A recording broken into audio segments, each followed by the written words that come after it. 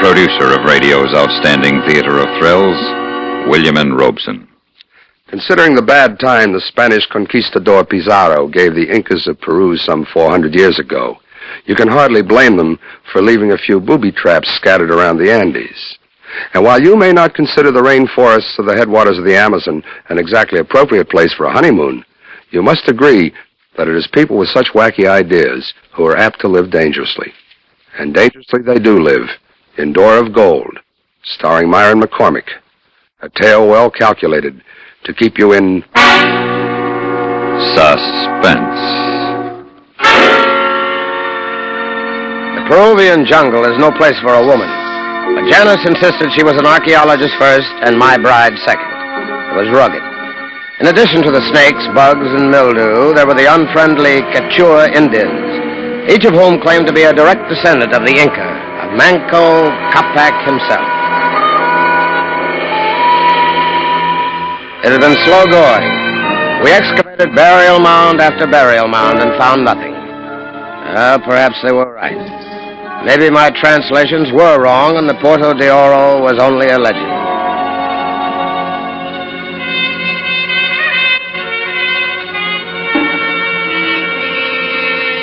We had only one native guide, a sullen Indian named Juan.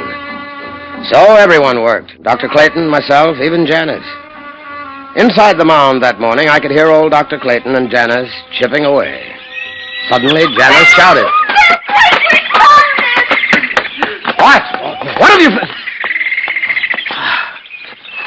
Finally. The Puerto de Oro. Congratulations, Philip. You were right. Professor Wellman's translation was in error. Well, it's bound to make you famous, old boy. You realize that? Oh, Phil, I'm so very pleased for you. They'll have to listen to you now. I say, look, even Juan is impressed. Si, senor. For many lifetimes, my people have... Este muy magnífico. Es el Puerto de Oro. This burial mound was built against the mountainside. Like all ancient Inca structures, a marvel of shaped stone and grooved rock, fitted so neatly no mortar was required. We had torn down a section of the wall facing the mountain until the door was revealed. A door that glittered dully after Janice used chemicals to dissolve the corrosion. There was no mistaking it. Embossed on the metal was a rising sun, its rays throwing streamers of pure gold across the panel. Is there anything in the inscription that would indicate how to open it? Well, let's see. It says, light to the seeker comes through the shafts of God. Well, that makes everything clear. Oh, patience, child. Your impressions, Philip? Well, you see where the sun slants through the cracks in the stones up there? You see? Yes, yes. Well, it hits the wall in two places. I say, so they're the shafts of God. They're God. Correct. Now, you take one, I'll try the other. What should we try? Well, I'd say press in on the stones where the light hits. Most of their hidden doors are counterbalanced. That's it! You got it! It's moving in to the side!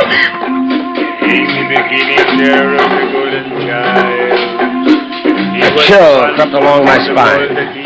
The religious chanting of the college-educated Juan, the scratch of stone on stone, and the musty odor that crept forth from the now-open tunnel raised the short hairs on the back of my neck. It was silly, I guess.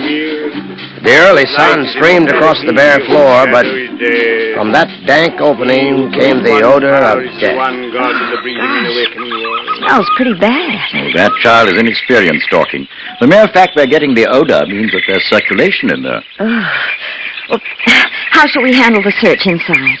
Well, Dr. Clayton, if you wouldn't mind, we'd like to... Oh, no, not really. I'll go in later. You and the child go. Honeymoon trip, cool darkness, young bride. Sounds romantic. With that smell, I don't think I could raise a pucker. You wish Juan to go, senor? Well, if you don't mind, no. If anything happens, a pivot or a counterbalance stone or something closes the door, we'll need both of you out here to get it open again. Ah, si. We shall wait. We quickly gathered the necessary equipment. I bolted on 2 flashlights, the 4-battery type, and filled my side pack with spare batteries. Sidearms, a medicine kit, sandwiches, water, of course. Finally, a rope. When we were tied together, I gave Janice the long bamboo probe. Janice had better go in first, don't you think, old boy? Yes, I think she should. Now, listen carefully, Janice. Yes. Both of our lives may depend on it. Walk lightly. Place your feet carefully and test each slab before stepping onto Oh, it. now, gentlemen, please. I may just be out of college, but I have studied their culture. I know all about the flip-flop stones. Very true, youngster. It is different in a classroom. There you can laugh at a mistake. The most important thing is to remember if I should go through somewhere, you can't hold me unless you drop flat. Okay. Let's go before I lose my nerve completely. Go on. Okay, senor. I brought up the rifle so you and Dr. Clayton can keep an eye out for unfriendly natives. If anything should happen, fire 2 shots. Si. Vaya con Dios, senor y señora. Go with which god, Juan? Oh, the Christian one, senora. The sun god. He would not like it. We moved slowly down into the slanted passageway. Nervously, Janice stabbed at each of the fitted blocks with a long probe, while I mapped them, numbering them on our chart. The corridor slanted upward again, and the entrance was gone. We were alone. Suddenly, Block 87 swung from under her, and she dropped through. Janice! Janice! You all right? I don't know. Can you reach your flash? I think... Yes, I've got it. What's down there? It's not too deep. Maybe 30 feet. Okay, hold tight. I'll pull you up. There you are. See, Daisy?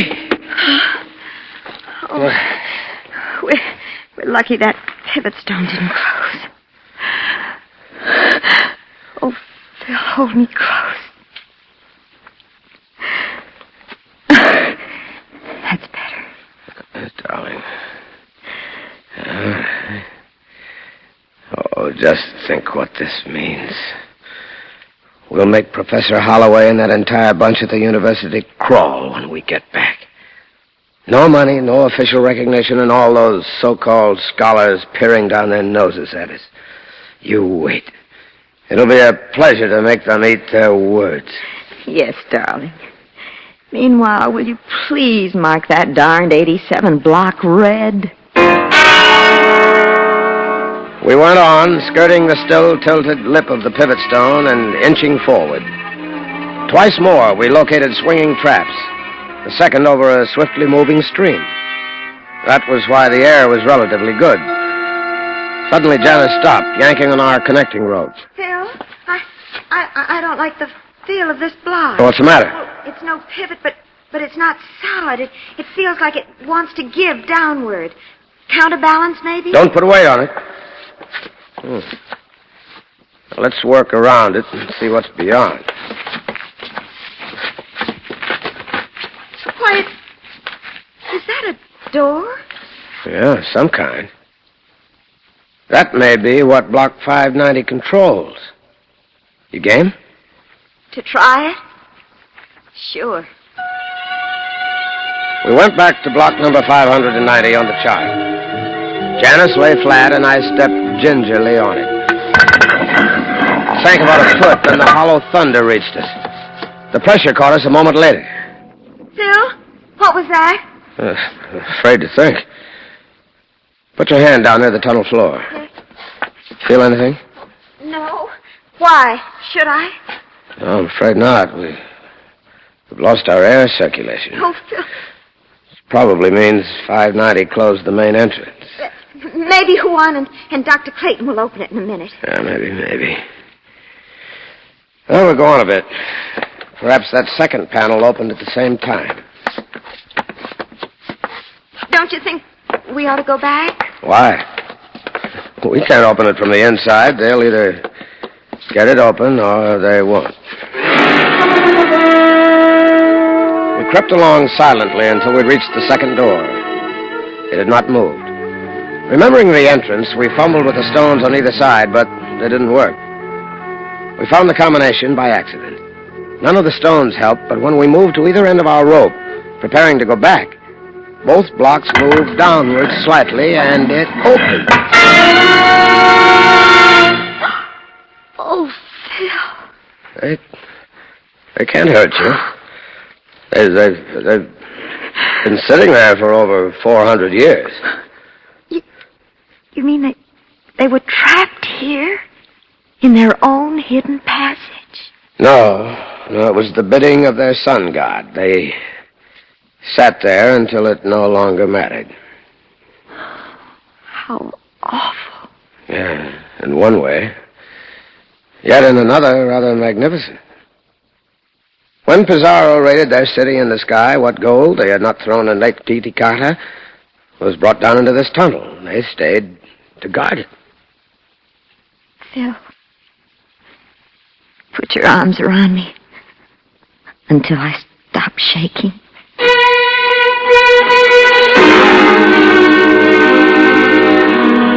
I managed to soothe her jangled nerves, but there was no one to calm mine. Where was the confounded air circulation? The minute the outer door opened, we would feel it. Surely if Juan wasn't tall enough, Clayton could rig something for him to stand on, or was there something else?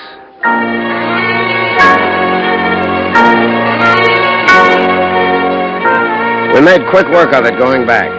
Using the other flash in the chart, we hurried along the tunnel, carefully avoiding the marked traps, until we made the last dip and reached the golden door. It was still closed. Dr. Clayton! Dr. Clayton, open the door! Save your strength. That door is 2 feet thick. Clayton! We're back! Can you get it open? Juan! Dr. Clayton! Can you hear us? Si, senora. Juan here. Juan! Where's Dr. Clayton? The two of you can get this open. Very sad, senor. The good doctor, he has had an accident. An accident? What kind of a... Oh, never mind now. Go get help. Open door. You hear? Si, Juan here, but he cannot do this. Cannot. What do you mean? From nowhere, the sun god closed door. You, his guest, he would not like if you leave. Juan, stop Dr. Clayton from sacrilege. Please! Juan! What's that noise? What are you doing? Sun God not one passage found. Juan must rebuild wall.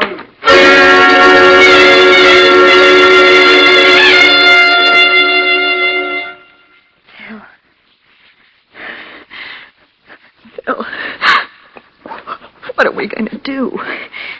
How can we get out? Losing our heads won't help. We might... What's the altitude of this burial mound? I don't remember. Wait a minute. Dr. Clayton marked it yesterday. About 3,600 feet above sea level. Why? Now, think a minute. My translation said the Puerta de Oro would be here. Yes. It was. Now, that means this tunnel must be the one which leads up to Machu Picchu. So, if Clayton's figures are nearly correct, it's about a mile west and 3 miles straight up inside the mountain. Oh, that's a welcome idea. I thought maybe... I know. Come here. Honey, we mustn't ever give up. We're both trained. We studied the ancient Incas. And if anybody can outwit them, we can. Thank you, darling. I'm all right now. Let's go. We went back into the now familiar part of the tunnel, counting blocks and squeezing past the dangerous ones. When we reached the second doorway, we stopped. Poor devils. They don't look so frightening the second time. All huddled over their belongings. Janice, what's wrong with you? Look here. Pardon me, old man. There. Does that look like personal belongings to you? Good heavens. I forgot. Is all of that gold? Pure gold. What you're staring at is the ransom of the Inca sun god. Pizarro murdered him, so the Incas hid the gold here to prevent the Spanish from finding it. Why, there must be millions. Yeah. Even at the tiny percentage that would be allowed us by the Peruvian government, this would make us wealthy for life. Would? Okay. Will. That better?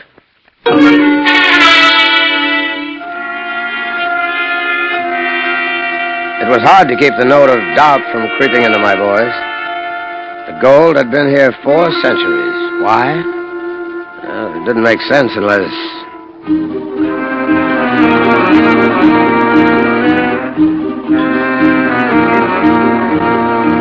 There was no trouble with traps the next half mile until... Still, another door. It seems bigger. Let's try the same positions as before. It might work. It's moving. Oh, scares me stiff when I start to drop that way. Keep your eyes open. We're getting tired. We're beginning to be sloppy. What's that? Down there ahead. Oh, Phil, I'm sorry. Counterbalance. Oh. Oh, what's the difference? May as well have that one closed, too.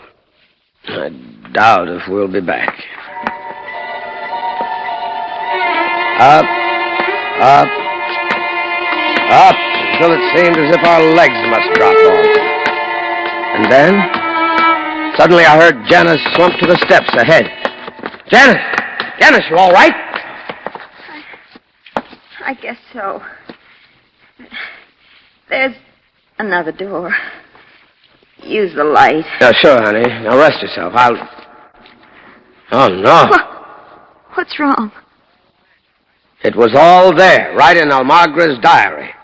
All I had to do was read simple Spanish. No, I've got to be clever and find the Puerto de Oro anyway. Hell, that isn't a door? No, it's not. In the diary, Diego Almagra wrote, "Their gods were angry and the mountain shook." Look, you see that step? It's sheared right in half. Earthquake. Right. When the quake struck, it shifted the other half of the tunnel. Maybe 200 or 300 feet one way or another. This is a dead end. Oh, no!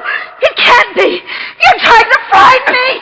Bill, don't kill her around! Open it, please! Please, Bill, this isn't funny! Stop that! Oh! You hear me? Stop it! Right now! Going to pieces won't help.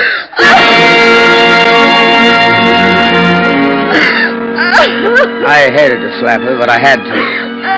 And she understood. She didn't say a word. She just turned and went slowly back down. It seemed hours before we reached the bottom of the stairs. Well, the air was much better. Minor consolation. So we would die of thirst and hunger instead of suffocation. We came up against the first of the closed doors. And it wasn't that easy. We tried combination after combination. Then, just as we were ready to drop from exhaustion, we happened to move back from the door, she on the 3rd block and I on the 6th. Instantly, there was that sinking sensation, and the door moved toward us and disappeared flush into the wall. Oh, come on, Phil, move. If it works on the next door, it might work. Yes, I know what it might, but we'll take it easy. Charge or no charge, it's dangerous to rush. Oh, don't be silly. I felt sick. There was no tension on the rope. The revolving pivot stone had cut it easily. I scrambled to the pivot stone and lay at arm's length while I tried to move it. No dice. Nervously, I felt for the flash and pressed the button. Nothing happened. Again, I tried, then cut my finger as I found the reason. The lens and bulb were smashed. I fumbled for the other flash. It, too, had broken. I was alone in the darkness. Let's think. Pressure. Yeah, that was it. Pressure. The third block back needed weight. I crawled to the nearest skeletons and dragged them aside, digging for the sacks of gold beneath. I crawled slowly, tugging some of the heavy ingots with me. Finally, I had a pile of them on the block where I had been standing. I crawled back to the pivot stone. This time, it moved. Janice! Janice, can you hear me? Bill! Thank heaven! Turn the flash down here and let me see. Can broke when I tried to stop your fall. Both of them. Are you hurt? I don't think so. I landed on a bunch of our friends. Is it deep? I don't think so. Janice, what's wrong? Don't know. It had eyes. It's gone. Can you get the rope down to me? Can you estimate how far? Wait. I've got the match tin. Wait. There. Can you see me all right? Yeah. Now, you're lucky. There's quite a pile of them. I'd say 15 feet. Stay still. I'll rig something.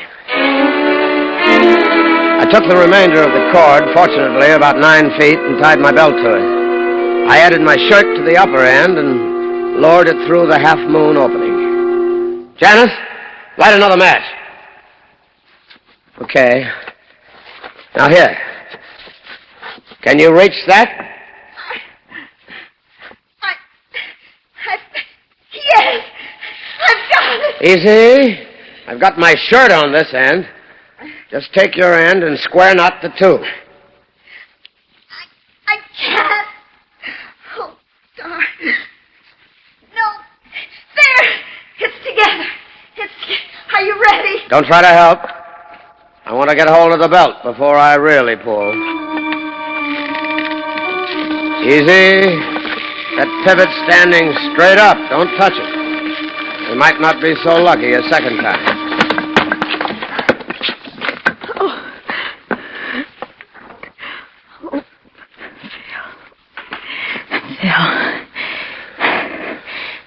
Let me just hold you for a second. I'll teach you to run in tunnels.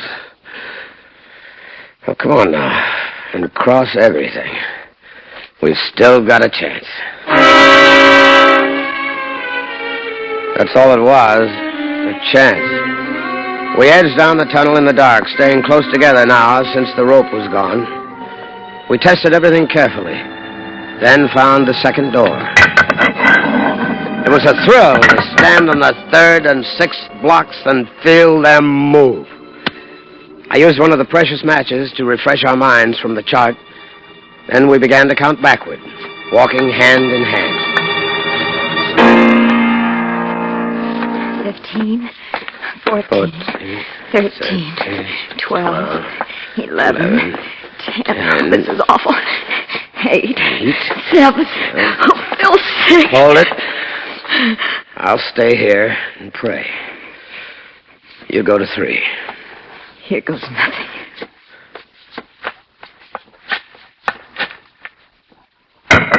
It's opening! Come on!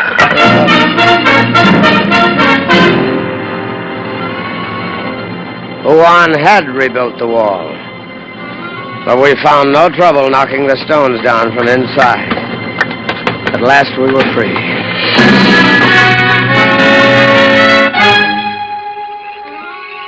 Blackness had long settled on the jungle.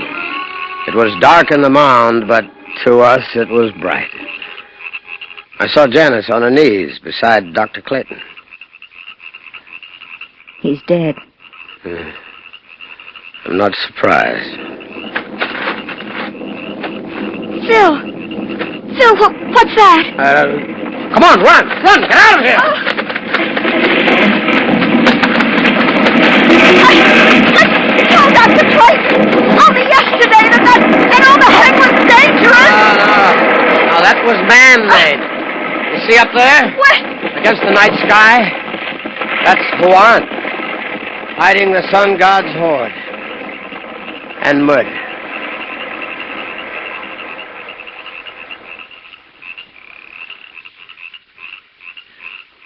We didn't even get a little smidgen of gold. With Dr. Clayton gone, they'll never believe your discovery. Forget it. Let them keep on believing Wellman's translations. Me for Cusco and home. Coming? Try and stop me.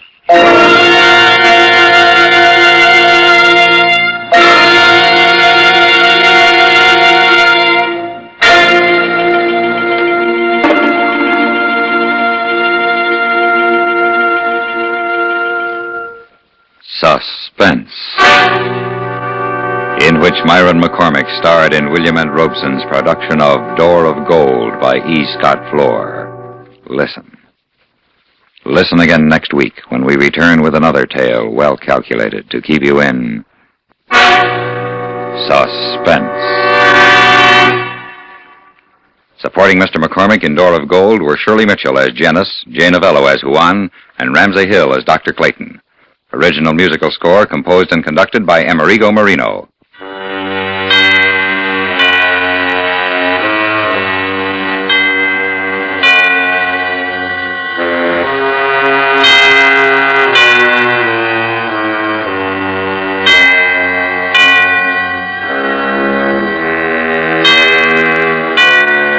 You'd think that jewelry worth $100,000 would shine through a concrete wall. But later on today, when yours truly, Johnny Dollar, tries to locate a boodle of missing gems, the sparklers seem to be lost in darkness. Johnny Dollar, however, is an insurance investigator. For all that his work is adventuresome, he has to work for a living like anybody else. And where those missing gems are concerned, he cannot take no for an answer. For thrill-a-minute listening, follow him to the end of the Templeton Matter, when the next thrill-packed episode of yours truly, Johnny Dollar, comes your way over most of these same stations a little later on in the day today.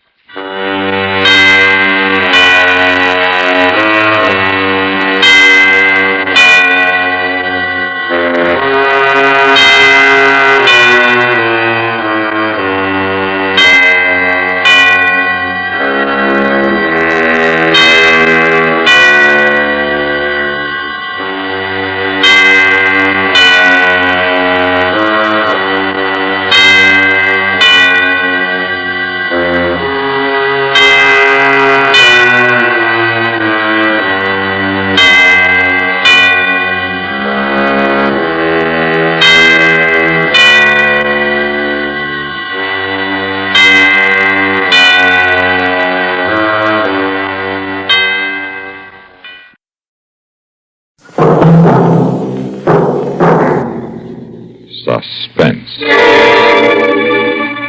And the producer of radio's outstanding theater of thrills, the master of mystery and adventure, William N. Robeson. The effect of the tropics upon the female of the species has held in a special fascination for writers ever since the Pax Britannica assured an empire upon which, until recently, the sun never set. Richard Weil is no exception to this predilection of authors. He has written for us a tale of the South Seas under the Pax Americana, a triangular tale of a woman's boredom, a man's devotion, and another man's love. Listen then to Thou Shalt Not Commit, starring Mr. Victor Jory. Now, Mr. Victor Jory in Thou Shalt Not Commit, a tale well calculated to keep you in suspense. My name, Lueli. Me houseboy for Dr. Blair. Me work for him and Missy Blair ever since they come to Maui, maybe 7-8 months ago. When they first come, while we building house for them and other place Dr. Blair called laboratory, they all the time happy, all the time laugh a lot. But now it's different. Now no more laugh.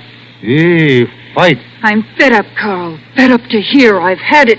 Sounds as though you got up on the wrong side of your disposition this morning. Very funny. I'm sorry, darling. Sorry isn't enough. That's a pretty cruel thing to say. You're a pretty cruel man, Carl. Cruel? And selfish. Dragging me down here to keep you company, you said. Well, who's going to keep me company? Lisa. Oh, what I would give for just one leisurely luncheon at the Colony and the opening night of a Broadway musical and a few laughs afterward in the cub room. You weren't exactly dragged here, Lisa. We discussed this move at great length before we made it. The only two white people on a dirty little South Pacific island 1,000 miles from nowhere. I wouldn't say that dirty was precisely the word to describe Maui-Ia. It seems... And you out here in your precious laboratory 10, 12, 14 hours a day. What am I supposed to be doing while you're saving the world from tropical disease? Take me back to New York, Carl. Back where I belong. We can't go back to New York, Lisa. At least not for a while. I can't leave my research now, not yet. So a bunch of filthy natives are more important to you than your own wife? No, but I know this sounds stuffy, but nothing is more important to me than my obligation to humanity. Great. So you stay here and fulfill your obligation to humanity. Me? I'm going home. If you insist on leaving, I can't stop you. Or rather, I won't. But I can try to keep you here with me, can't I? How? By trying to make you know how much I love you. Give me 3 weeks. It'll be 3 weeks before the Samoa Belle puts in here again. And, my darling, a great many things can happen in 3 weeks.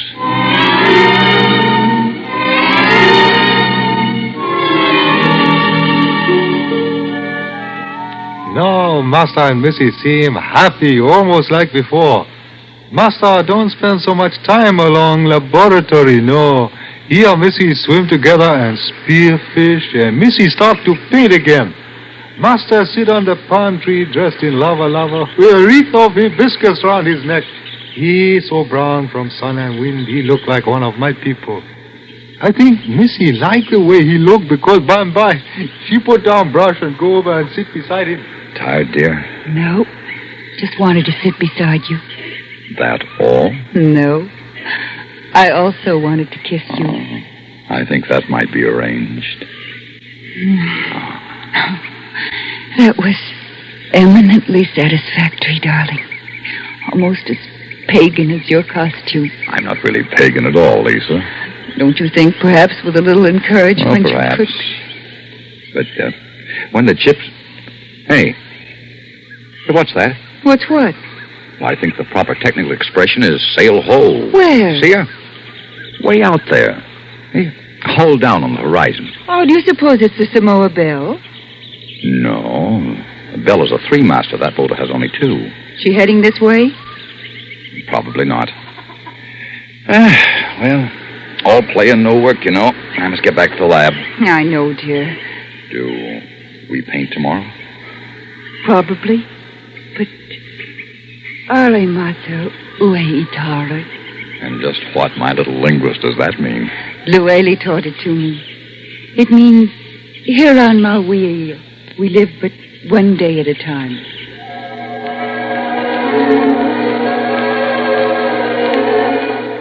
Oh, we find out pretty soon that boat Master C belong along one fella, Captain Burke. Captain Burke, he anchor in lagoon and come ashore just about sundown. I helping Master in laboratory when he talk along my uncle, Taieri. Now, these skin eruptions tell the whole story, Taieri. You're suffering from yours. You have any idea what I'm talking about? That's what I thought. Tell him I'm going to take a specimen of his blood, Luele. It won't hurt him.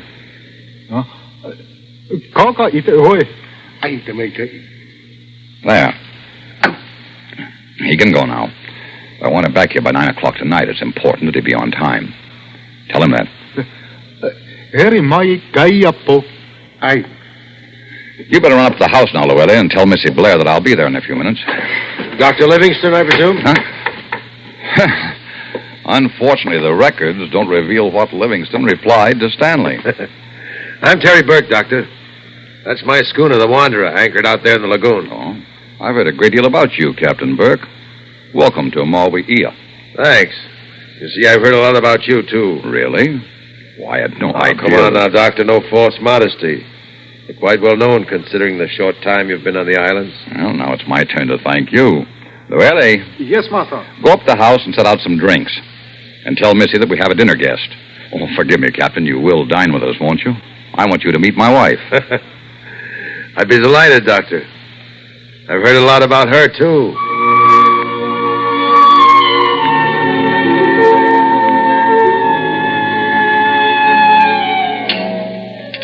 Yes, Mrs. Blair, he was quite a guy. They called him Bully Hayes. He sailed the islands from the Philippines to the Marquesas, doing as he pleased, making his own laws, and taking what he wanted. He sounds utterly fascinating. If you like pirates, that is. I heard Luelli refer to you as Bully Burke, Captain. Did you earn your nickname that way? Not exactly. Well, How did you get it then? Oh, I skippered a PT boat in the last war. Well, I guess you might say I ran a taut ship. Not happy, maybe, but taut. So my crew called me Bully Burke. Behind my back, of course. Where was this, Captain? Oh, we played tag with Tojo all over the South Pacific. I had it right up to here. Were you at it long? Started in as an enlisted man, ended up with 2 stripes on my sleeve. You don't do that in 20 minutes. Why didn't you stay with it, Captain? I should imagine that for a man like you... They tell you what to do in the Navy, Mrs. Blair. And I was never much good at taking orders.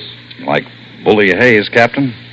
Doing as he pleased, making his own laws, and taking what he wanted? That's about it. Do you take what you want, Captain Burke? I'm strong enough to get away with it. Yes. Captain, you've just set civilization back 5,000 years. Now, I must ask you to excuse me for a little while. But, Carl... I told Tatieri to be at the lab at 9. It's a question of timing his treatments. Luelli, I'll need you with me. Yes, master. I'll be back shortly. Excuse me, please. You know, Mrs. Blair, I knew a fellow once, over in Noir, who owned the most beautiful pearl I've ever seen. It was flawless, perfectly formed, and it glowed as though it were lighted from inside. The minute I saw it, I knew I had to have it. I told him to name his price, but he said he wasn't selling. It must have been pretty frustrating for you. Oh, it was pretty stupid of him. You see, he didn't guard it as carefully as he should Captain have. Burke, you didn't. I'll show it to you sometime. As a matter of fact, I'd like to see it against your skin. I wonder why I'm not as shocked as I should be. You're not shocked at all. You love it. Am I as obvious as all that? Maybe not to some men. Certainly not to your husband. But to me. Each of us knows what the other is thinking. That's right. If, for example, I said that I wanted to take you out on the lanai and show you my orchid... That's easy. You want to be kissed.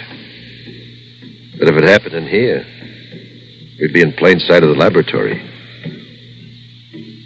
Correct? I'm afraid so. Well? Why not?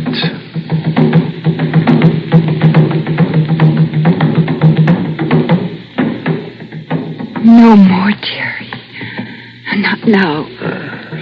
Take me back inside and give me a chance to pull myself together before Carl. No. Wait. Put your arms around me. Kiss me once more. Oh, Jerry, Jerry. What are you doing to me?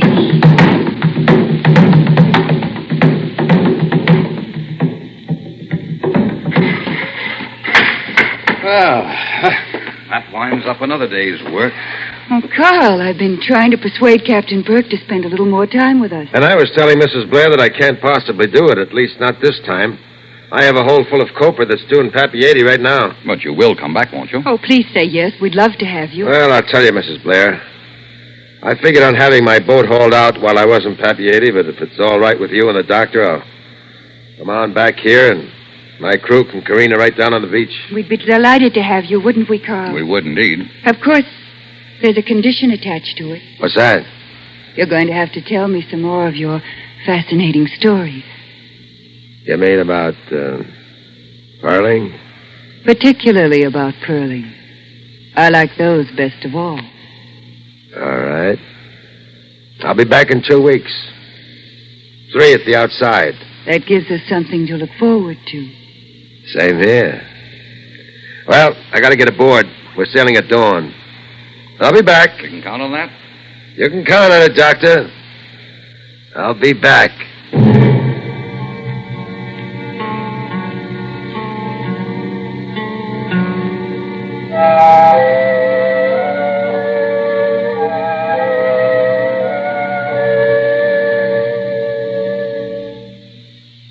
In a moment, we continue with Suspense. We continue with Thou Shalt Not Commit, starring Mr. Victor Jory, a tale well calculated to keep you in suspense.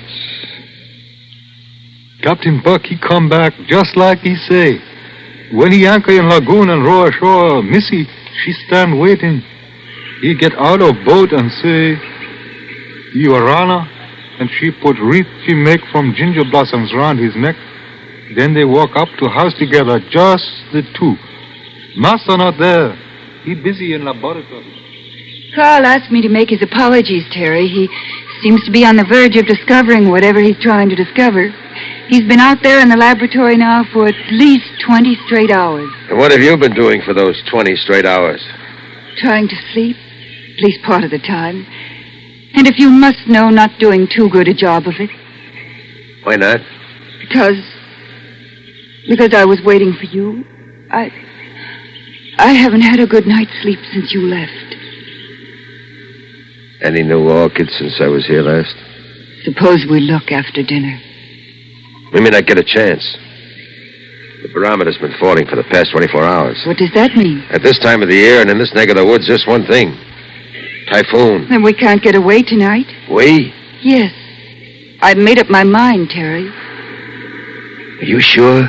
I'm sure. Then we'll get away. If not tonight, then tomorrow or the day after. But we'll get away.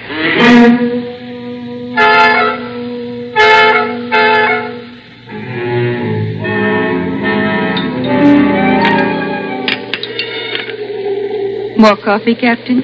No, thanks, Mrs. Blair. Oh, that wind, it makes me so nervous. It's only blowing about 30 miles an hour now. We're in for it. By midnight, it'll be doing better than 100. I don't like it. It's not the wind, Mrs. Blair. It's the atmospheric conditions that go with it. You notice anything unusual, Doctor? Well, since you mention it, I do. A feeling of apprehension, as though something indescribably dreadful were about to happen. That's right. That's what a typhoon does to you. By the way, do you have storm shutters? Indeed we do. Better get them up. It's a good idea. Llewellyn, Yes, Master. Captain Burke says we'll be needing the shutters. Get a couple of the boys to help you put them up. Yes, Master. And I better go and see that things are secure in the laboratory. If you'll excuse me, please, I'll be back shortly. Are you sure you want me, Terry? I think you know the answer. But I better tell you right now that there aren't any guarantees. We may be together 20 years from now, or I may leave you on the beach, the first port we come to. You won't. Maybe not. Maybe someday you'll walk out on me, just like you're walking out on him. No, of that I'm sure. Carl is sweet, he's good. That means he's tame and drab and commonplace. But you're a man. That's what I need, Terry, a man.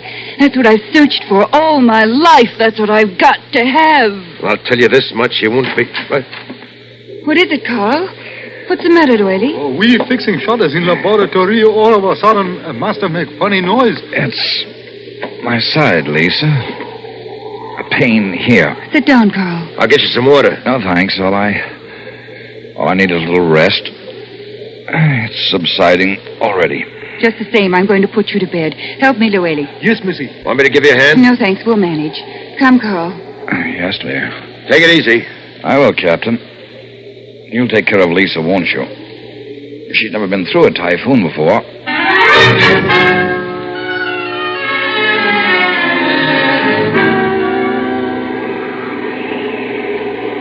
I thought he'd never go to sleep. How's the pain? I said it was better. I gave him some phenobarb, and it seemed to help. It isn't anything serious, is it? Well, I hardly think so. He's just been working too hard.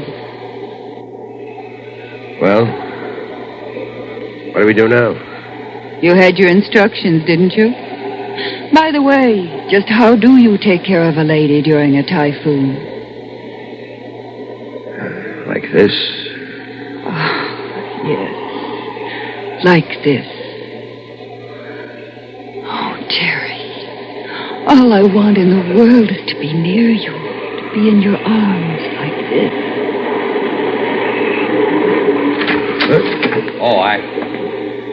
I'm sorry. Now, look, Doc, I can... I'm sure you can, Captain.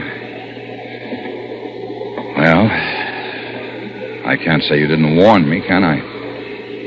You told me very emphatically that you took what you wanted. What are you going to do about it, Blair? There isn't very much I can do. You see, within 36 hours, I'll be dead. Carl! Yes, Lisa. I have acute appendicitis. Oh, no. Look, just as soon as this blow is over, I'll put you aboard my boat and we'll... The nearest doctor is 7 days' sail from here. I have it outside a day and a half. There must be something we can do. Well, Captain Burke, under my direction, might be able to perform an emergency appendectomy. Carl, that's impossible. No, it isn't. It's been done before. I've read about it. But not under these circumstances. Eh, Captain? You think I can do it? Undoubtedly. All you have to do is follow instructions. But the question in my mind... I know. I'm asking myself the same question. When do we start? Sooner the better. You'll want Lueli to help you. No, Lisa. I want you to help. Me? Precisely. I thought we'd keep this a sort of a family affair. Let's get on with it. I like your attitude, Captain. You seem to be every bit as eager to know how this little experiment is going to work as I am.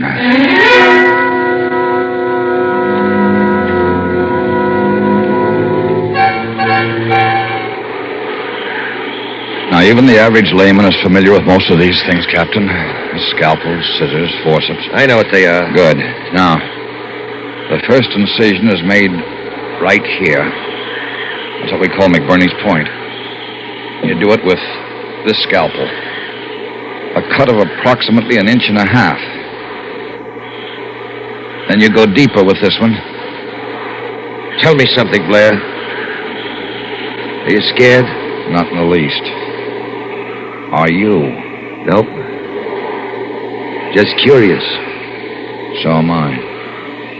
What are you curious about?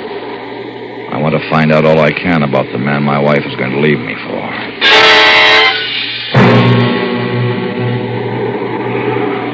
Well, Captain, the anesthetic will take hold in a moment. We'll be ready to begin.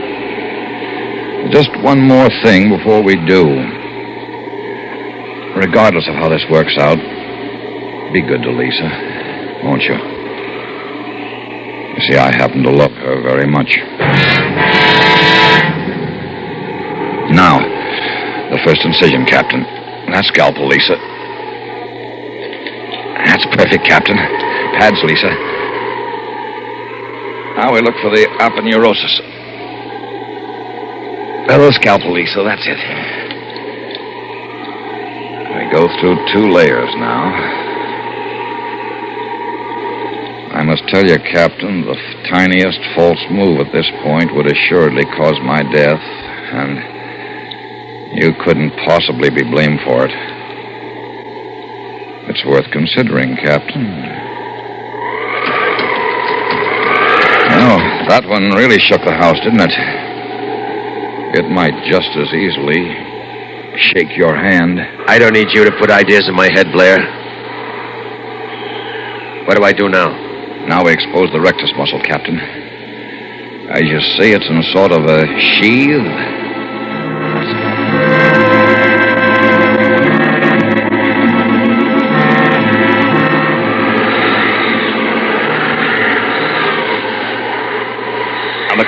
Captain. The job is done. A right good job, I'd say.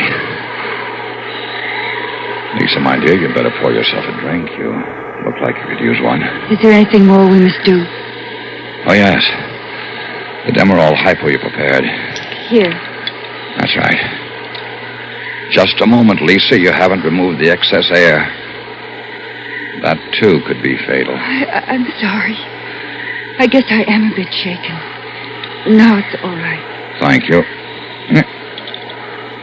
There. I'll be asleep in a moment.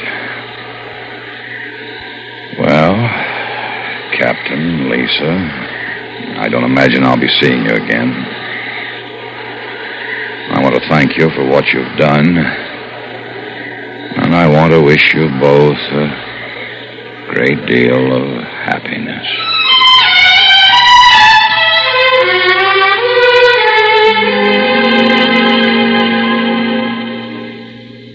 How do you figure a guy like that?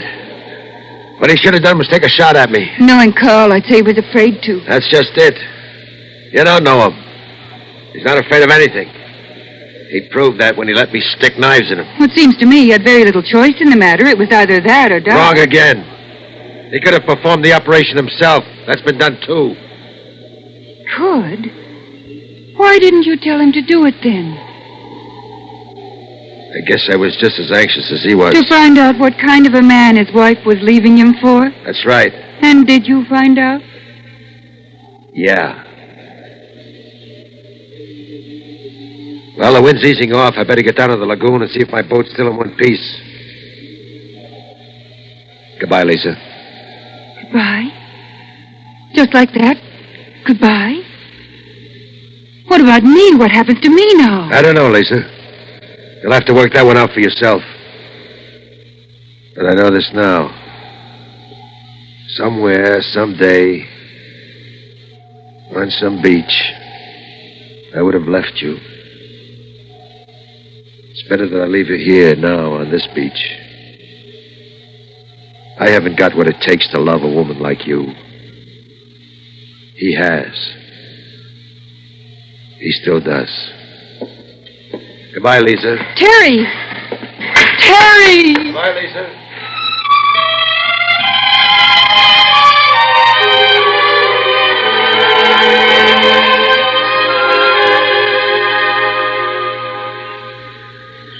Hello, Ailey. Yes, Master. The storm is over, huh? Oh, yes, Master. Since this morning early. And Captain Burke? Ye go, Master. I see. May I have a sip of water, please? Yes, Master. I get from other room. Lueli? Oh, Missy. Lueli not know you still here. But I am Lueli, and I'll take that tray. Yes, Missy. Carl? Lisa. I brought your water, Carl, but you're only to have a spoonful. Lisa. I thought you... I thought I was, too, but I didn't. That makes me very happy. I don't know why it should.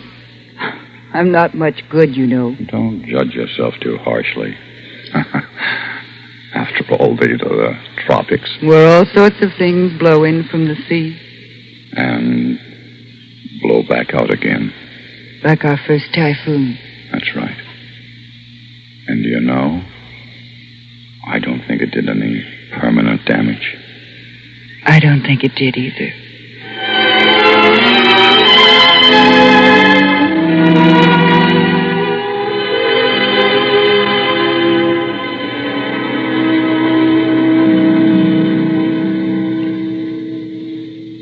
Suspense, in which Mr. Victor Jory starred in William N. Robeson's production of Thou Shalt Not Commit, written for Suspense by Richard Wheel. Listen. Listen again next week when we bring you another tale well calculated to keep you in suspense. Supporting Mr. Jory in Thou Shalt Not Commit were Ellen Morgan, Ben Wright, Joe DeSantis, and Andy Iona.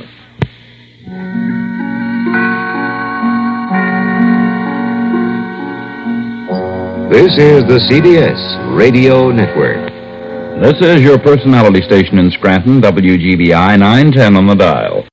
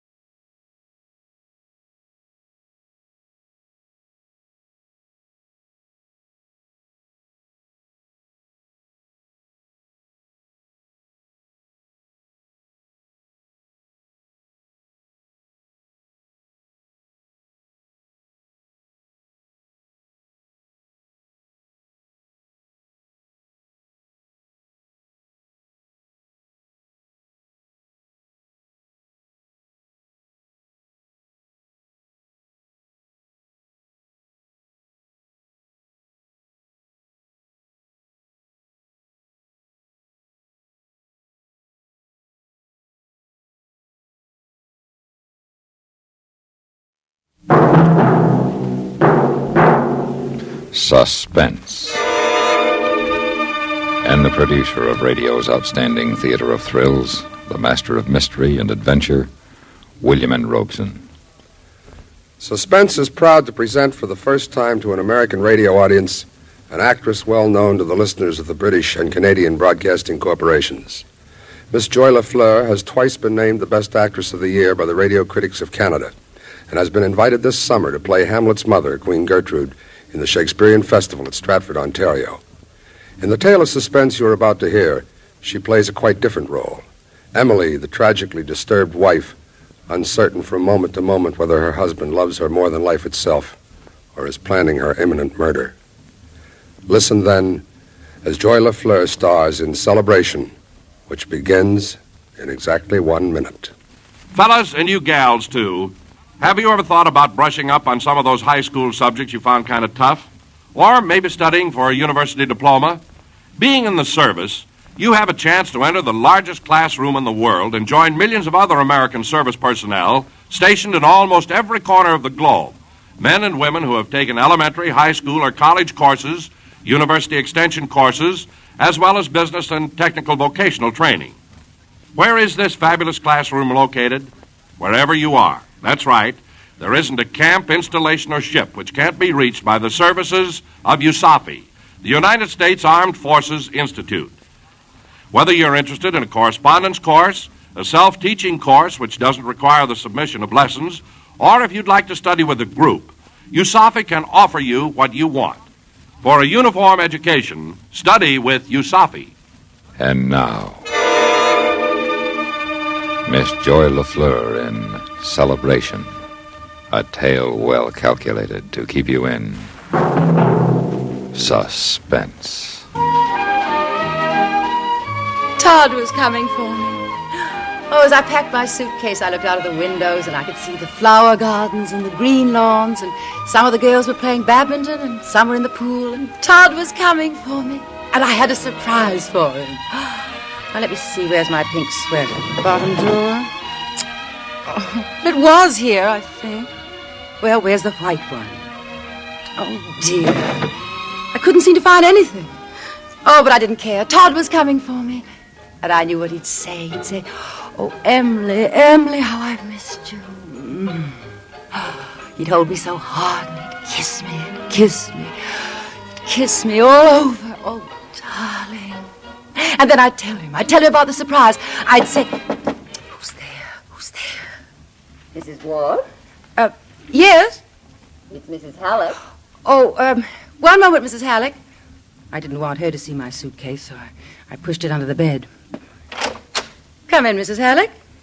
Your husband just phoned, Mrs. Ward. He'll be here soon. Oh, Todd's such a darling. Thank you, Mrs. Halleck. You've been so kind to me. Well, I try to be. To all the ladies. Now, I just have to put on my perfume. It's Passionate Night. Do you like it? Very nice. Careful you don't spill it. Oh, dear. Now, one drop behind each ear for those who pass, one on each wrist for those who linger, and one on the nape of the neck for those one never sees, and one on the forehead for a blessing. Oh, a blessing for Todd. Oh, dear, I dropped it. I just can't seem to hold things. Well, it didn't break. Here, I'll wipe it up. Thank you, Mrs. Halleck. Oh, how do you like the way I'm doing my hair? Oh, very nice. Shall I take it down and do it over again? Oh, no. Oh, just look at me. I used to fill this dress out, and now I look like a scarecrow in it. Don't I? You look just lovely. Now, you have everything? Hat, gloves, purse? Oh, of course. Well, you remember last time you went for a drive? Last time? When did I? Oh, well, never mind. Now, let's sort these things on the bed.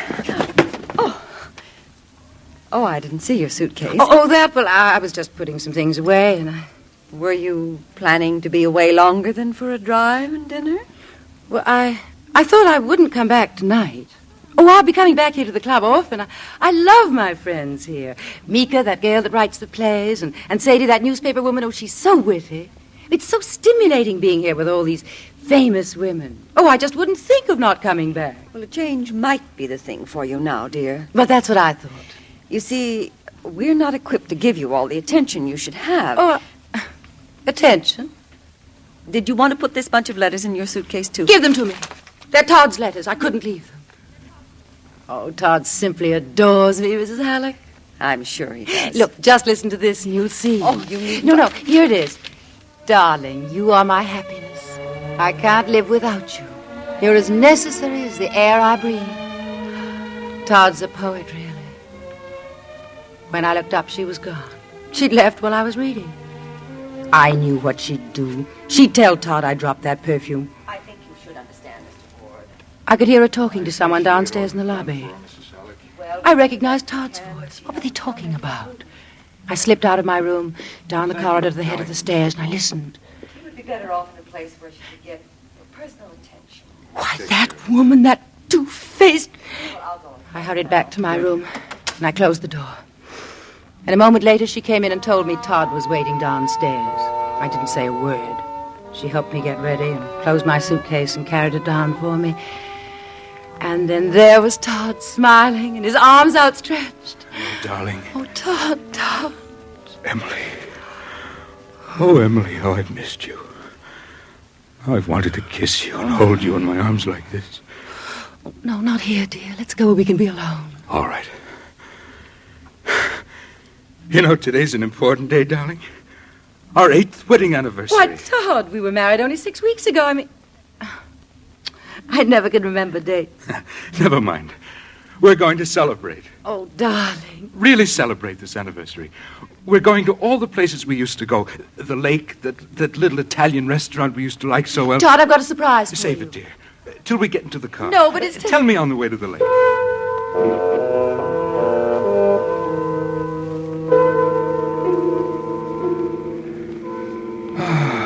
Smell those pines. Love them. Todd, didn't you wonder why I brought a suitcase? Oh, yes, I did, but... Well, that's because of the surprise. Oh, yes. I'm not going back to the club, Todd. I'm coming home with you. It's a beautiful surprise. And I'm going to make chin drapes for the living room like the club has and do the bathroom all over with a full-length mirror and everything, and I want a really smart kitchen. Lots of color like they're doing now.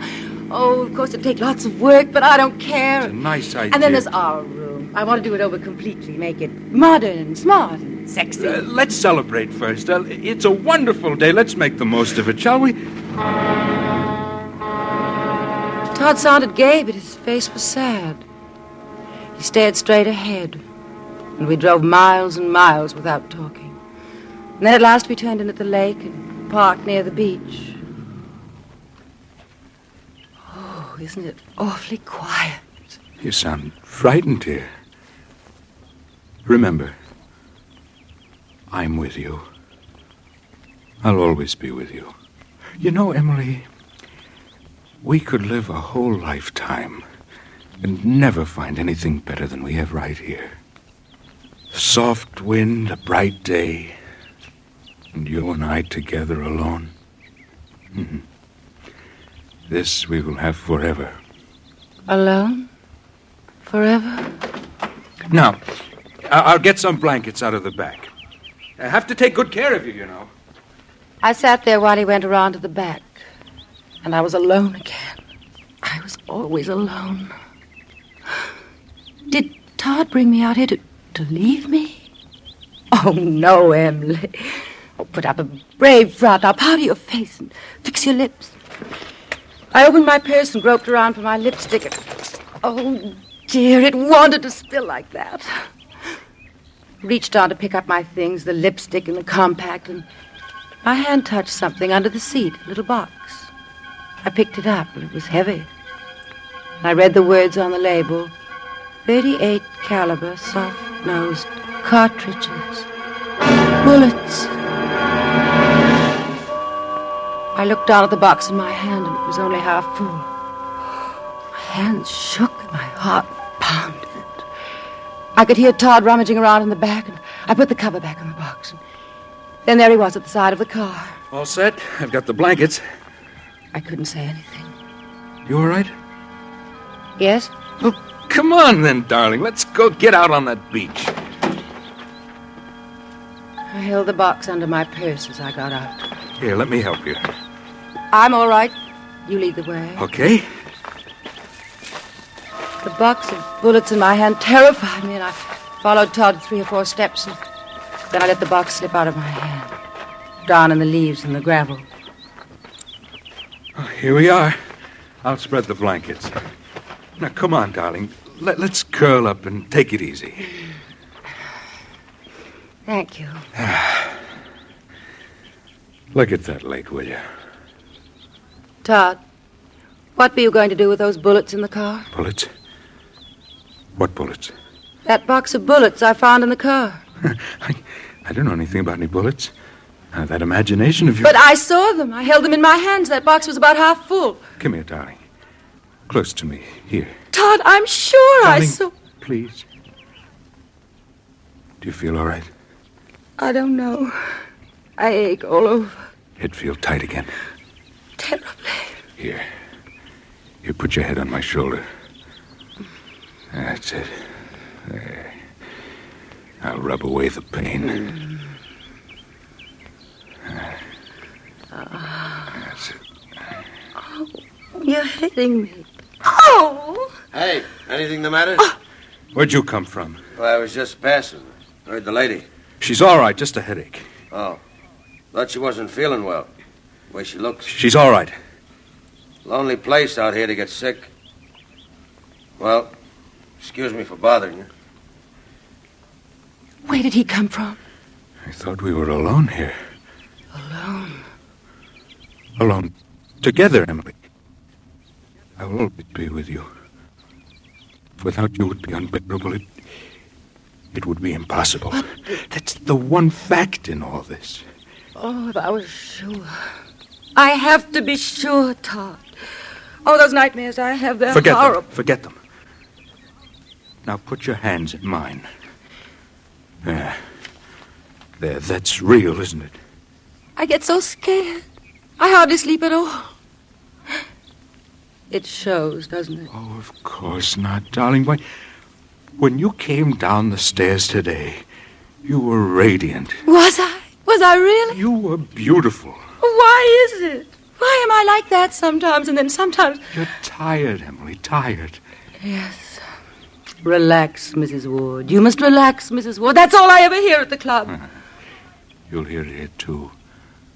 Only with a difference. Relax, Mrs. Ward. In my arms. Oh, Todd. Oh, you do want me. Emily. Emily. In all the world, there could never be another woman like you. Never. Todd, I dream of this. I live for it. Emily, listen to me. No, Todd, please. Darling, it isn't good for you. I don't care. But the doctor said... What doctor? You know, when you went to see the doctor. But that was ages ago. You all talk behind my back, so I can't hear what you say. You and Mrs. Hallett. I just asked her how you were. You must believe I love you, Emily. Oh, I do. I do. Oh, darling. Oh, I'm so happy, Todd. So am I.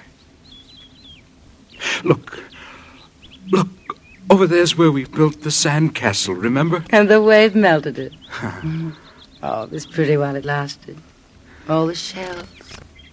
Oh, Todd, that was the day when I was caught in the undertow. But I rescued you. But not until I called and you didn't hear, and I was sinking down deep and everything was black and I was But you've all forgotten alone. how it was. I was asleep on the raft, but I heard you. I called to you.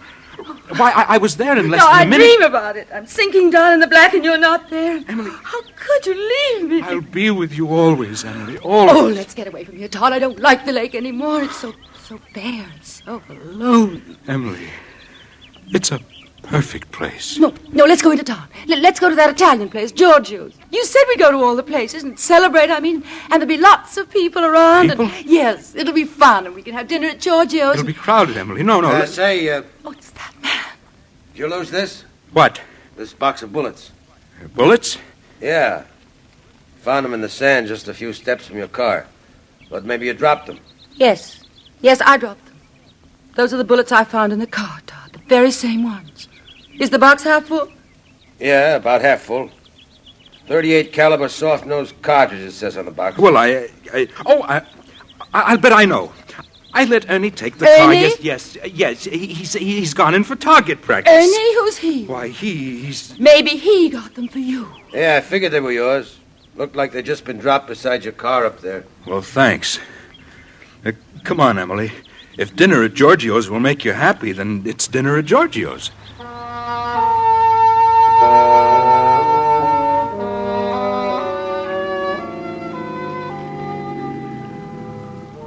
Well, how do you like that? What?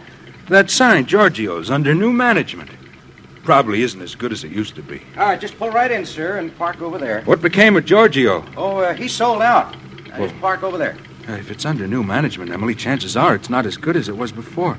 You're blocking the driveway. Pull in, will you? Yes, at least you can go in and look, Todd. He parked the car and went into the restaurant. I was alone again. Alone again. Relax, Emily, relax. Oh, but why was Todd always gone? If he didn't come out in a minute, I'd go in after him, but... Oh, he would come out, and then we'd go in and have dinner. I'd make up my face and be all ready for him. My hands shook, and I couldn't get my lipstick on straight. It smeared. What I needed was a cigarette. I opened the glove compartment. Map, flashlight, gloves. Oh, no cigarettes. But there was an envelope. I pulled it out. It was addressed to Todd at his office, marked personal. I unfolded the letter. Dear Mr. Ward, Dr. Koenitz today confirmed what we have felt for some time concerning Mrs. Ward. Her condition is becoming progressively worse. Since we are not equipped here at the rest home to provide care for manic depressive patients, we should appreciate your making other arrangements for her at your earliest possible convenience. Sincerely, Bertha Hallett.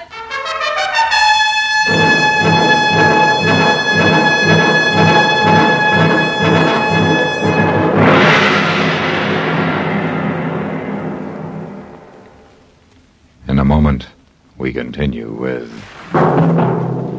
Suspense. If you fellas and gals in the service will bear with me for a minute, I'd like to put in a pitch for the United States Armed Forces Institute, better known as USAFI.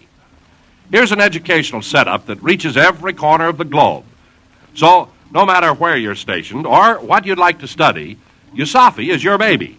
Not only can you take a variety of courses by correspondence, by teaching yourself without submitting lessons, or by group study, but you're also given what we call final exams for both military and civilian credit. You receive the results, too, no matter which branch you're in. If your grades are satisfactory, They can help you get the rate you're entitled to in the services, or the job you'd like to take when you return to civilian life. They can also help you enter the college or university of your choice. If your grades are not what they should be, you're given the chance by USAFI to be retested for a better grade. Thousands of service personnel have taken advantage of USAFI's service and have benefited by it. Why don't you? For a uniform education, study with USAFI. And now, we continue with Celebration, starring Miss Joy LaFleur. A tale well calculated to keep you in suspense.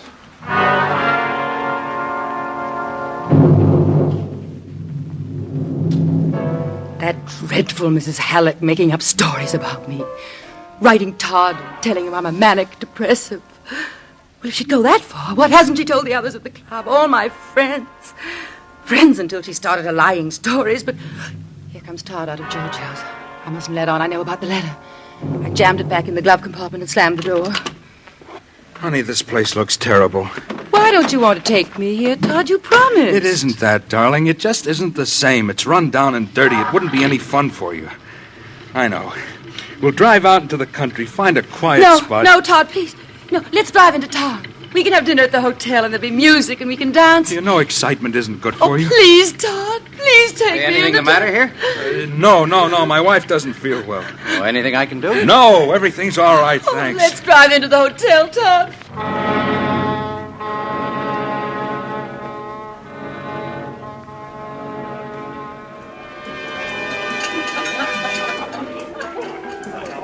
Here. Let's drink to us, dear. To us? Oh, Todd, do you really mean it? More than anything else in the world. Now, what would you like to eat? What's on the menu? Oh, lots of good things. Roast beef, southern fried chicken, lobster thermidor. Waiter. Yes, sir. We'll order now. Yes, sir. What would you like, darling? I'll have the southern fried chicken. Good. Oh, sorry. I'm afraid the chicken is all gone. Oh, and that's the one thing I want. Southern fried chicken and everything that goes with it. I'm sorry. Would you try? Maybe there's just one order left. Please. I'll see what I can do. You, sir? Lobster thermidor. Yes, sir. Todd, they're playing a rumba. Would you like to dance? Oh, yes, let's. Come on.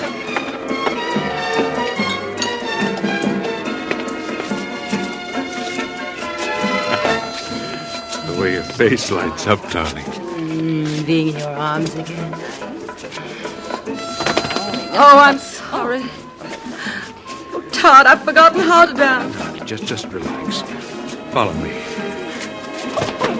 Oh, excuse us, please. Pardon me. The music is right. And why is everybody bumping into us? Maybe we'd better go back to our table. Yes, let's. I hate that.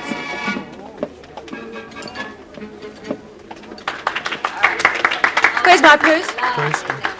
Oh, on this chair. And bulging full. What have you got in there? Your letters. Oh, no. I read them over and over. Look, you wrote me this one from Omaha.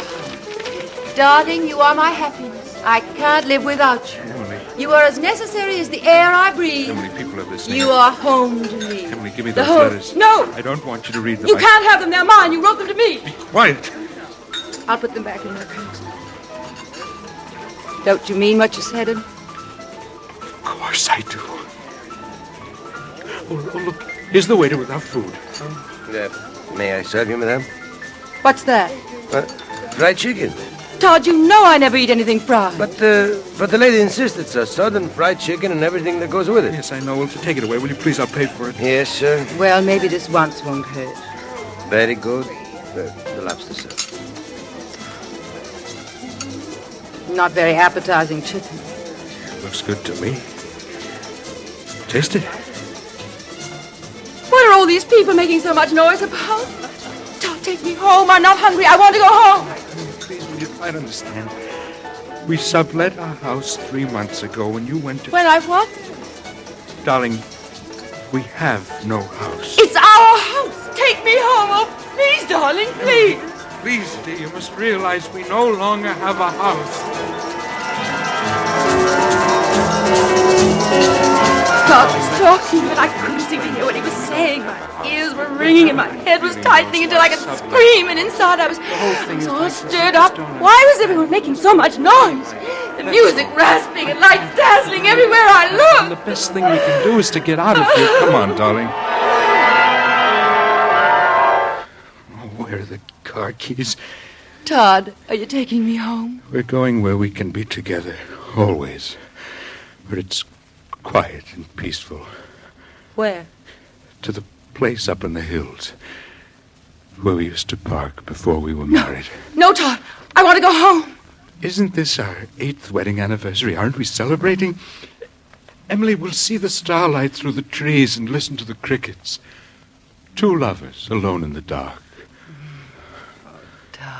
Where are those keys? Maybe they're in your top coat in the back seat. I'll reach over and see. No. They're not there. Makes your coat so heavy. Oh, something dropped out of it. A revolver. Leave it there. What do you want with a gun? Here are the keys. Todd, were those bullets for that gun? You've got to trust me, Emily. Oh, I do, Todd. I want to. But I found those bullets and then that letter from Mrs. Halleck. What letter? Oh, that double face. Pretending to be nice to me and then writing like that to you, and you pretend. Emily, try not to get so excited. And those bullets. You said they were Ernie's. Who's Ernie? Ernie's a fellow I met. You have to remember, Emily. You've been gone a long time, a long And is the time. gun Ernie's, too? Yeah, half an hour ago. I told you I loved you. Remember? Yes, I know you did, but... Well, I do. I love you more than anything in the world.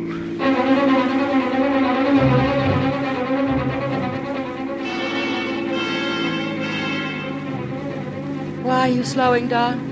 This is the turn-off to our special parking place.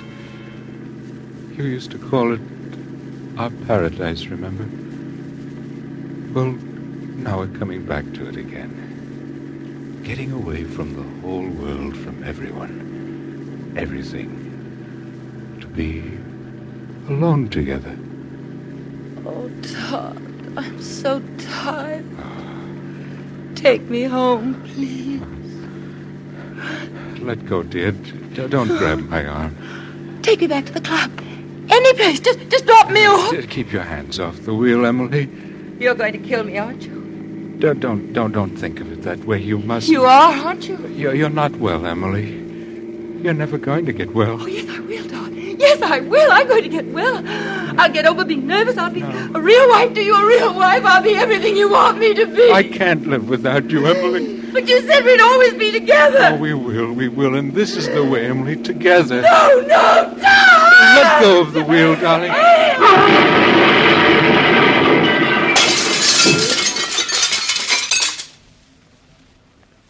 Got it all down, Sergeant?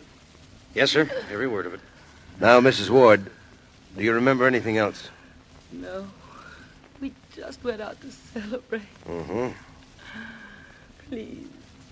Please let me see Todd now. Mrs. Ward, your husband is gone. Gone?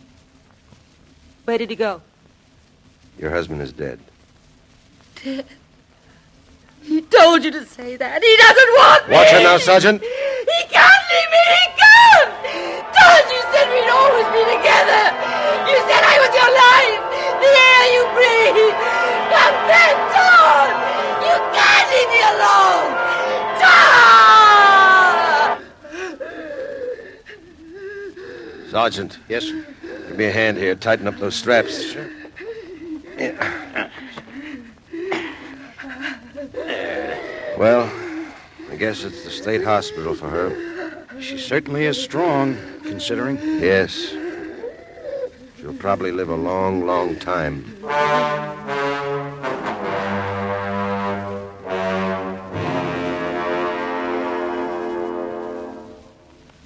Suspense,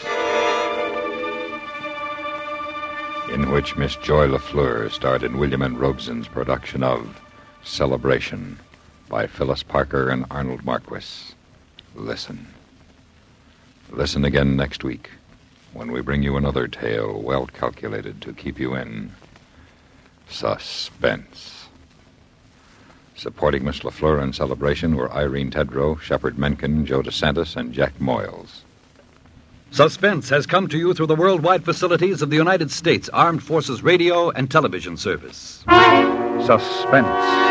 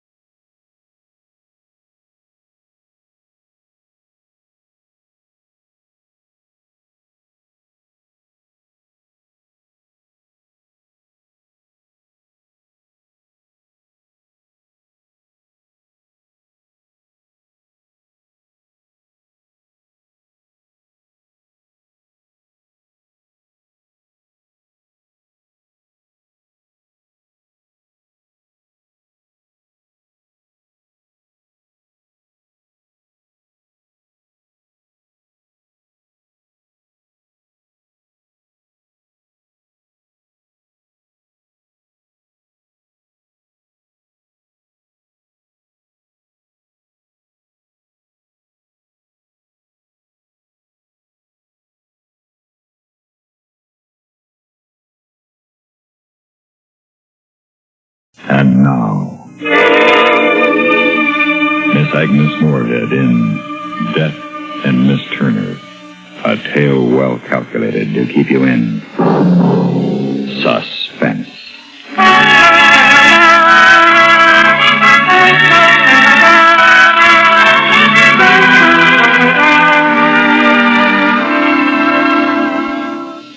We went out for a walk this morning. I was dead, and I went out for a walk. Miss Briggs went with me. It was her idea. I wouldn't have particularly thought of it.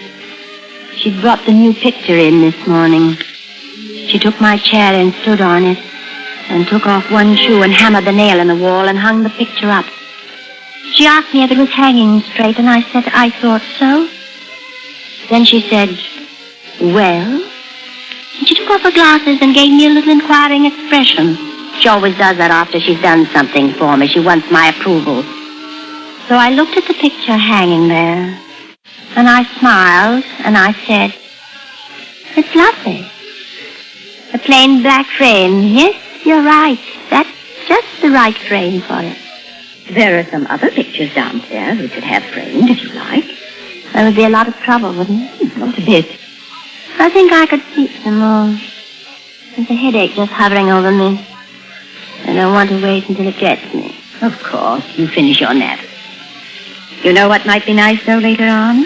to go for a stroll in the park. Go out today and have lunch somewhere nice. Like 96 Piccadilly or Clarendon. How about it, Rachel?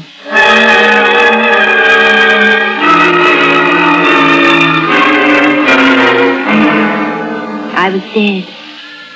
Long, long dead. And I went out for a walk. My name is Rachel. Yes, there can't be any doubt about that, no.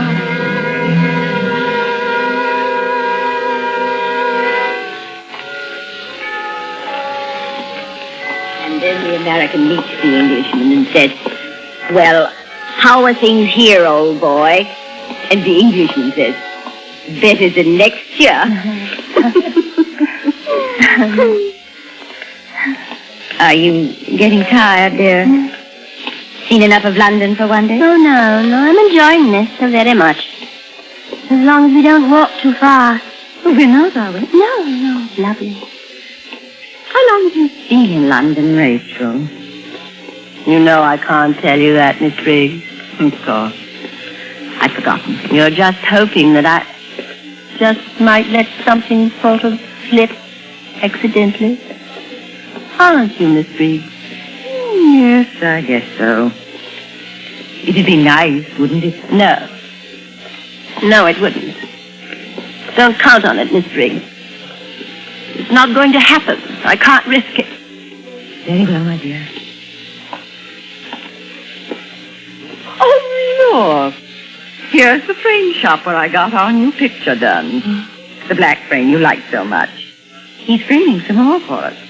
Let's just go in and see how he's coming along. Is this a new shop? Yes, I think so. Hello there. Anybody in? Who's that? Oh, Miss Briggs. And how are we today? Oh, fine, thank you, Mr. Putney.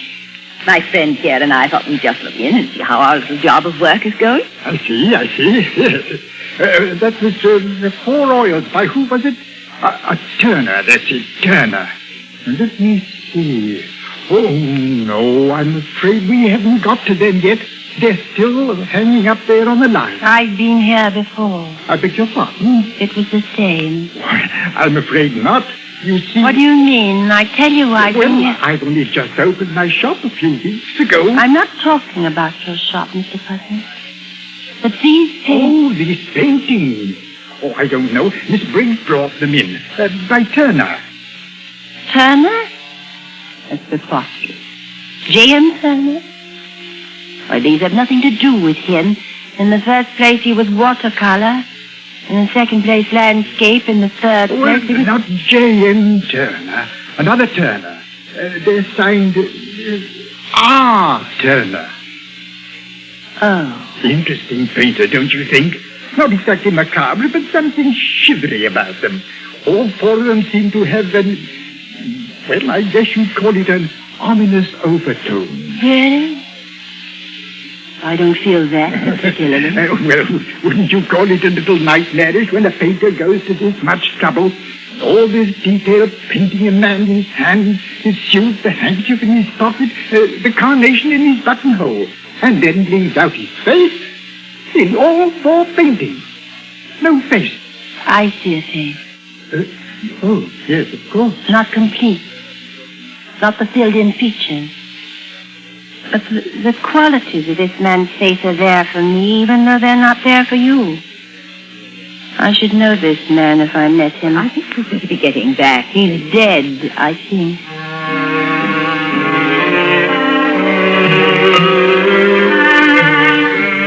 We rode back in a taxi, Miss Briggs and I. She had a bundle which Mr. Putney said she'd ordered or something. I wasn't listening to them. Every time I opened my mouth to say something, I gave them an advantage. Every time I went out for a walk, like today, I showed things in my expression that told them what they wanted to know. I'd fallen into a trap when Miss Briggs had suggested that walk this morning. I'd been weak. I should never have gone. I want to be dead. And I won't be brought back from it. No, wasn't that a pleasant outing? Yes. Whatever have you got in that bundle? This? Mm-hmm. Stuff I ordered the other day from Mr. Putney. Oh? What is it? You laugh. No, I won't. Well, I know it's foolish, but... Well, anyway, it's something I've always wanted to have a private dabble at. They say it relaxes the nerves. And who knows? I'm younger than Grandma Moses. Paint. We bought a box of paint. And brushes. This one, if you please, costs 2 guineas. It's for the fine detail work, he said. Sable. It's a sable brush. And these, you mix your colors on them. Palette. And then there's, whatever this is, fixative, and, well, anyway, I've gone and got a perfect smasher of a real professional kit. Now, if someone will teach me to draw a straight line... You didn't buy this box of paints for yourself. Did you, Miss Briggs? Well, whatever you bought them from me. That's it, isn't it? I was a painter. That's what you're waiting for me to find out, isn't it? R. Turner. The painter who does portraits of a man without a face. It's Rachel Turner. Is that it? I don't remember it, but is that it? Am I Rachel Turner? Wait here. I've got to get Dr. Price. I knocked at the door a moment after she had gone. Then a square of white became the only thing in the room. I picked up a canvas. I drew a chair forward and propped the canvas against it. I was doing my best not to think, not to govern my actions, simply to allow whatever might happen. My hand was tearing away the cellophane wrapper from the charcoal.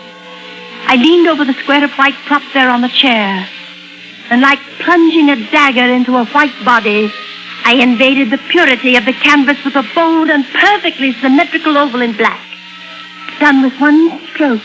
The charcoal fell from my hand. Now the oils were spurting onto the palette. The sable brush, stabbing into the colors, blending them, tasting the mixture. Perfect flesh tone. Why? For what sake? And then there was a roaring in my ears like the sound of a train rushing through the night. Rachel, here is the doctor. The doctor? Well, we meet at last. I mean to say, we meet as people meet in a drawing room. A cocktail party, perhaps, where the hostess hasn't had time to introduce us all round, and we find ourselves, you and I, elbow to elbow at the punch bowl. In this moment, you smile to me as I hand you your glass, and I say, my name is Christ. I'm Rachel Turner. I'm a painter. Who are you? You know, that's a subject on which I'm dreadfully ill-informed. I'm a psychologist myself. Sir Bartley Grice, of Her Majesty's College of Medicine. Good heavens. Not only a painter, but a positive encyclopedist. How would you know that? Have we met before? We've not met at all this way. We don't meet, you and I, Sir Bartley, until some months from now when you are my doctor and I'm a patient who has lost her memory. How much do you know now, Miss Turner? You're going to be sorry. More than that, you'll be the object of all the murderous hatred my soul is capable of if you persist in bringing me back. I shall risk that. Many people hate me. I save many others from being hated. Miss Turner, did you paint this picture just now, in those 15 minutes while Miss Briggs and I were talking? Yes. It's remarkable. Amazing. This man's face. Why him? I mean, for what reason this particular countenance? Is he real from life? Yes. Yes. What's his name, then? Who is he? I don't know. I don't know. I saw him only once. Then why did you feel compelled to bring back this face, to show to yourself again now? Why?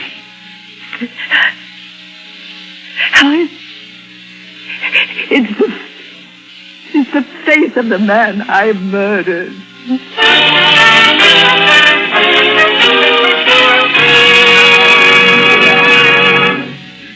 In a moment, we continue with Suspense.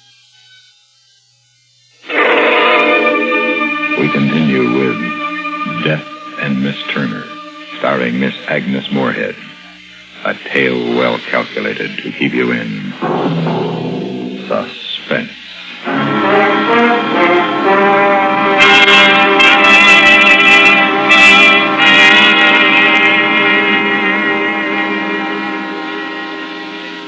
You murdered this man whose face you painted, Cheryl? Yes.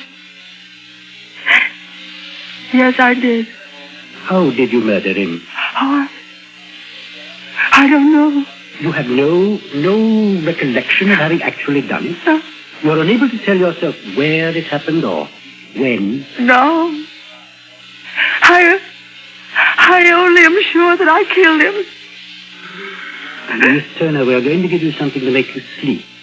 Now, would you roll up your sleeve for Miss Briggs? Yes, dear. Yes, we shall need to help you to sleep for a period of time now. I hope it'll be a brief period. You've wanted to sleep a great deal of recent months, haven't you? Yes, that was because you were afraid of reality, of your thoughts while awake. So you were always dozing off or taking a nap or staying in bed till half the day was gone. Now I know I'm a murderer. I've earned the right to be drugged into forgetting it for a few hours. I was already dead. I'd forgotten. Why couldn't I have been allowed to die? Why not have hung me and be done with it? Hung you? Hung you for what? For a murder you cannot describe? Of a man whose death and circumstances pointing to violence we have no record of? No one on earth has come forward to accuse you of any crime. How did you find me? What was I doing? Where was I when you found me? You must remember what happened yourself. You must live through that horror again. Only then will you know what is true. In the meantime, I shall help you in every way I can. Hate me if you like. It's better than hating yourself. Good night, Miss Turner. So many years to remember. A life brought back to be my own. The figures and landscapes and people which belonged to me, when nothing had been mine the day before. It was all there. Up until my birthday. What happened on the 16th of April? I remember the night before. It was the last thing I remembered until awaking here in the hospital on the first day of May. I was standing in the lobby of the hotel, just having got off that rickety elevator. And my bag was packed. It was there at my feet. And the porter came around from behind his booth and handed me my train ticket. After that, nothing. Black. White. Piano. Soon. Train. Teach. Barrister. Solicitor. Pallet. Paint. Porter. Ticket. Train. Snow White. I beg your pardon? Snow White. She has that long train that the dwarfs carry. Oh, yes. Quite right. Blood. Red. Train. A sword. Miss Turner, have you noticed anything about your response to this word? Which word, Doctor? The word train. I have put it to you 3 times, and each time you have, for some reason, avoided connoting what one should expect to be the most commonplace association. You have not answered with smoke or wheels or Waterloo Station or underground. Have you any idea why you should be unwilling to recognize the word train as a high-speed conveyance traveling on rails? I don't have any idea. Book. Dealer. Yorkshire. Pudding. Train. Rack. Thank you, Miss Turner. I think that will do us for today. Miss Briggs took me back to my room. I was in a fever. I could hardly walk straight. She kept dabbing in my forehead with her handkerchief, but it didn't do any good. I could see her lips moving, probably asking me if I was all right, and she could help me, but I couldn't hear her. There was another horrifying, terrible sound filling my ears. I held my hands over them, trying to... And it grew louder. In my room, Miss Briggs tried to push me toward the bed. I could see her lips screaming, "You must lie down." But I pressed her out of the way and lunged for the candle. My hands and arms were numb at the So they were floating, out of my control. Except that they ached agonizingly. There were flashes before my eyes, pounding waves that threw my head back and forth as though I were being battered in some apocalyptic storm. Then came a frightful shrieking, torn from the throat of a damned soul in torment, and I fell forward on the floor, and something fell with me, and I saw it was the picture I'd painted, and the voice that was shrieking was my own.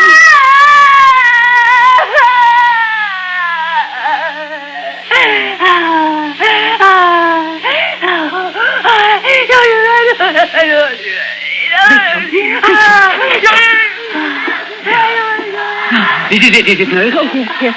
It's all right, roll up that sleeve. Yes, now, Rachel. She painted that picture there, delirious, like a madwoman. Yes, be quiet. Now, Miss Turner. Oh, you hurt me. You hurt me this time. Singing. Oh. The mixture's a little bit different this time, Miss Turner. It will stop hurting in just a moment. There, it's better already, isn't it? Oh, yes. This is warm. Peaceful. This picture you've just done, Miss Turner. Is it good? I think it's extraordinarily good. Are you sleeping? Sleeping, but awake.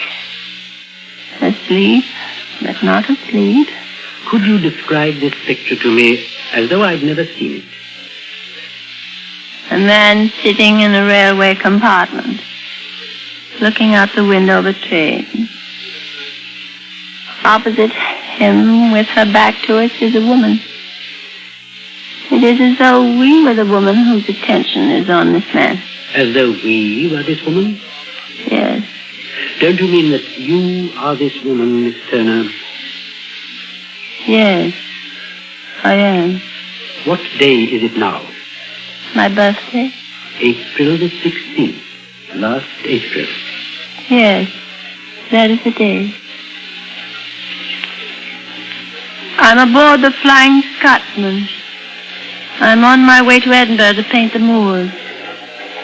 I'm in a compartment, alone. I'm relaxed and happy. I feel the urge to paint something. Right here as the train goes speeding along. And what will you paint? A man. That is the embodiment of a man. His posture, his clothes. And for some reason I cannot paint his face. I know his face, but I find it impossible to transfer it to the canvas.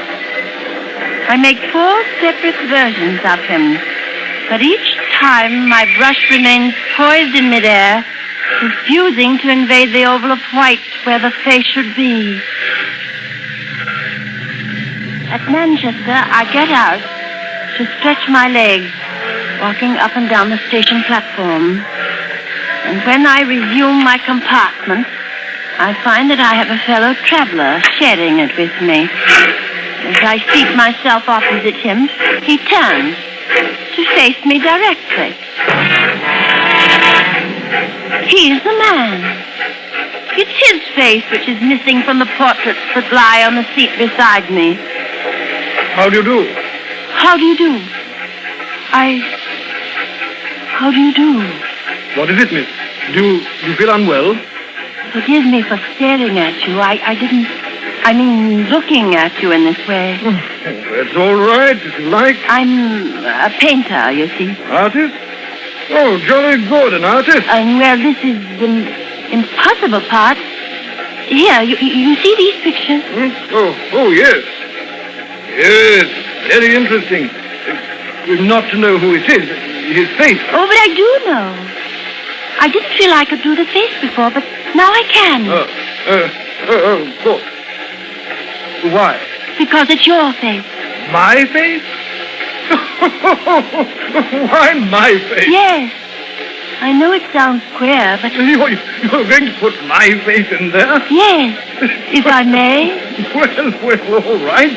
All right, go right ahead. You mean it? No? Certainly. Now, what do I do? Do I just Sit here? Yes, just that way. Please, if you tilt your head just a little more that way. Is this all right? Yes. You're in the shadow, though. There's only a little more light. Oh, I have it. Will it be too much trouble if we change places? There's good light here where I'm sitting. Beg pardon? If we change places, I'll sit over there, and you... Oh, yes, change places. Oh, certainly. I sit down where he's been. And he places himself exactly where I've been sitting. For a moment he looked at me, smiling. And then it happened. It was a grinding, crashing thunder. Smoke and steam obscured his face, still smiling and surprised. And then an inferno of glittering wood and glass and rending steel came screaming at him. And the car split in two and flames engulfed him, shrieking in death. I killed him. He changed places with me. It was I who was meant to die to my place. I killed him. I killed him. I killed him. I killed him. I killed him. I killed him. He took my death. No, Rachel, you did not kill him. You know that now. Now that you remember. You've come back. Back from the edge of madness.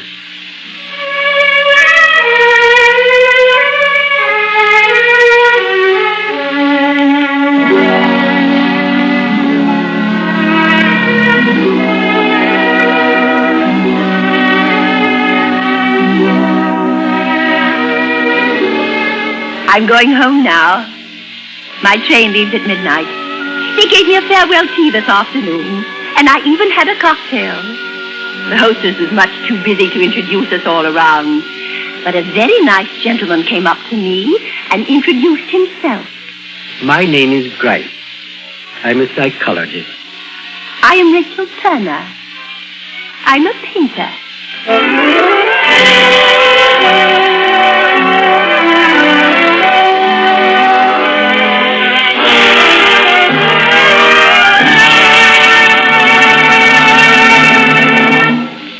Suspense, in which Miss Agnes Moorehead starred in Death and Miss Turner, written especially for her by William Spear and produced and directed by William N. Robeson. Supporting Miss Moorehead in Death and Miss Turner were Irene Tedrow, Raymond Lawrence, John White, and Richard Field. Listen. Listen again next week when we return with another tale well calculated to keep you in